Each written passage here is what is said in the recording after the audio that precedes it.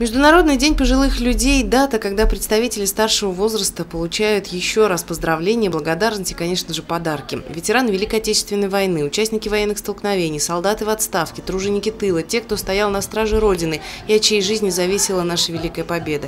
Именно такие люди живут в отделении временного проживания пожилых граждан при комплексном центре социального обслуживания населения. По воле судьбы они остались одиноки. Сотрудники комплексного центра социального обслуживания делают все, что хотя бы здесь они не чувствовали себя брошенными. Своими песнями и танцами студенты порадовали и приятно удивили ветеранов и пенсионеров. Некоторые вокальные номера оказались так близки и знакомы зрителям, что они подпевали артистам. По завершении миниатюрного концерта бабушки и дедушки выходили из зала с улыбками на лицах, благодарили студентов и приглашали в гости снова. Учащиеся, в свою очередь, произнесли множество слов благодарности старшему поколению за мирное небо над головой, за свободу и победу, за жизнь, которая досталась нам с их помощью. Здесь проживают одинокие люди, им не хватает заботы, внимания.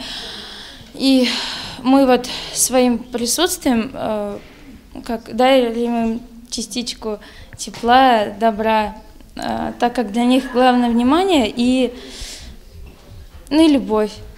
А еще студенты подготовили для бабушек и дедушек чаепитие. Несомненно, лучший подарок в День пожилых людей – внимание и общение с молодежью. Это помогает вновь почувствовать вкус к жизни. Алина Полянская, Гуль Хамитова, Дамир Хайбулин, Гульгина, Раскильдина, телекомпания СТВ.